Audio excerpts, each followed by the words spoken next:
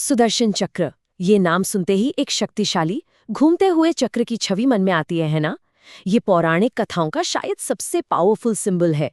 पर ये सिर्फ एक विनाश करने वाला हथियार नहीं है। असल में ये धर्म का, पूरे ब्रह्मांडीय व्यवस्था का रक्षक है। तो सवाल ये उठता है कि आखिर ये इतना शक्तिशाली चक्र आया कहाँ से? इसकी ताकत का असली सोर्स क्या है? चलिए, आज इस दिव्य अस्त्र के पीछे छिपे रहस्यों को एक-एक करके समझते हैं। तो देखिए, सबसे पहले तो ये समझना बहुत जरूरी है कि सुदर्शन चक्र सिर्फ एक हथियार नहीं है। इसे देवत्व का पहिया कहा जाता है, एक ऐसा पहिया जो समय और सृष्टि के नियमों को चलाता है। इसका नाम ही बहुत कुछ कह देता है। सुदर्शन। सु का मतलब है शुभ और दर्शन का मतलब है दृष्टि। मतलब एक ऐसी शुभ, एक ऐसी दिव्य दृष्टि जो पूरे ब्रह्मांड में धर्म की रक्षा करती है। ये असल में भगवान विष्णु की इच्छा शक्ति का ही एक फिजिकल फॉर्म है। और हाँ, ये समय के पहिए को भी कंट्रोल करता है। तो फिर ये इतना पावरफुल अस्त्र बना कैसे? इसकी जो ओरिजिन स्टोरी है वो असल में परम भक्ति और त्याग की एक एक बहुत ही अद्भुत कथा है।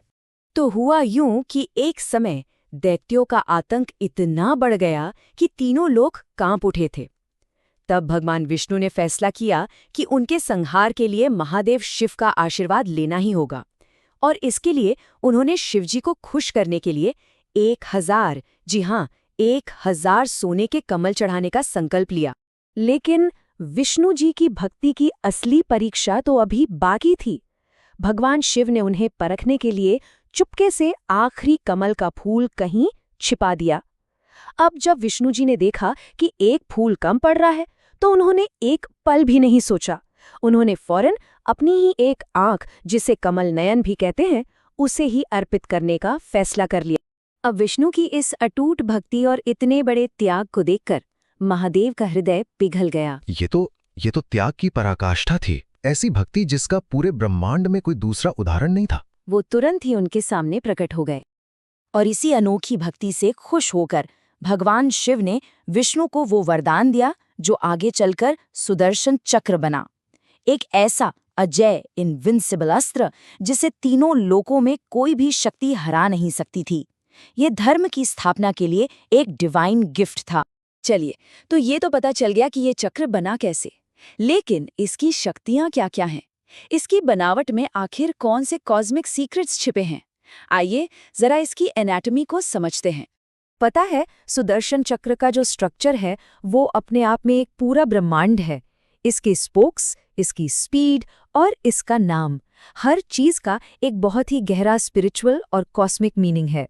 जरा सोचिए, इसके जो 12 स्पोक्स हैं वो सिर्फ डिजाइन नहीं है, वो 12 देवताओं, 12 राशियों और समय के 12 महीनों को रिप्रेजेंट करते हैं। और इसकी स्पीड, कहते हैं, मन की गति से भी तेज। और इसका वार इतना अचूक है कि ये अपने टारगेट को खत्म करके ही लौटता है। और जैसा हमने पहले बात की, इसका नाम सुदर्शन ये याद दिलाता है कि इसका असली काम हमारे अंदर की अज्ञान को मिटाना है। ठीक है, शक्तियों के बारे में तो जान लिया, पर इस चक्र को एक्शन में कब देखा गया? इसकी सबसे फेमस कहानी है शिशुपाल के वध की। एक ऐसी कहानी जहां इस चक्र ने भरी सभा में न्याय किया था। तो किस्सा है राजसूय यज्ञ की एक बहुत बड़ी सभा का। यहाँ पर राजा शिशुपाल ने अपनी सारी हदें पार कर दी। हुआ ये था कि भगवान कृष्ण ने उसकी माँ को वचन दिया था कि वो उसके 100 अपराध माफ करेंगे। लेकिन उस दिन भरी सभा में कृष्ण का अपमान करके शिशुपाल ने वो 100वीं गलती भी पूरी कर दी।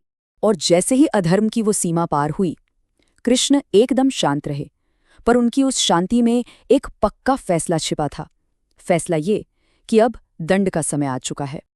और बस फिर क्या था, उन्होंने अपने दिव्य अस्त्र को याद किया और पलक झपकते ही सुदर्शन चक्र उनकी उंगली पर आ गया, धर्म की स्थापना के लिए एकदम तैयार। एक पल, बस एक पल लगा और चक्र ने अपना काम पूरा कर दिया। शिशुपाल के अधर्म का उसी वक्त अंत हो गया और उस पूरी सभा में धर्म और न्याय की स्थापना हुई। पर क्या इस चक्र का काम सिर्फ बाहरी दुश्मनों को खत्म करना है? नहीं, कहानी इससे कहीं ज्यादा गहरी है। चलिए, अब सुदर्शन चक्र के सबसे गहरे, सबसे स्पिरिचुअल पहलू पर आते हैं। इसका असली युद्ध बाहर की दुनिया में नहीं, बल्कि हमारे अंदर है। देखिए, फिलोसॉफिकल लेवल पर देखें तो सुदर्शन चक्र असल में हमारे अपने शुद्ध मन का सिंबल है।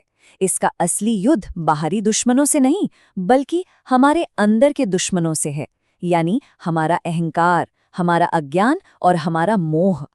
ये वो शक्ति है जो सेल्फ रियलाइजेशन के रास्ते को साफ करती है। सुदर्शन चक्र की कहानी सिर्फ पास्ट में खत्म नहीं हो जाती, इसकी लेगेसी आज भी जिंदा है और आने वाले भविष्य के लिए भी इसकी भविष्यवाणी की गई है। आज भी इसकी लेगेसी जिंदा है।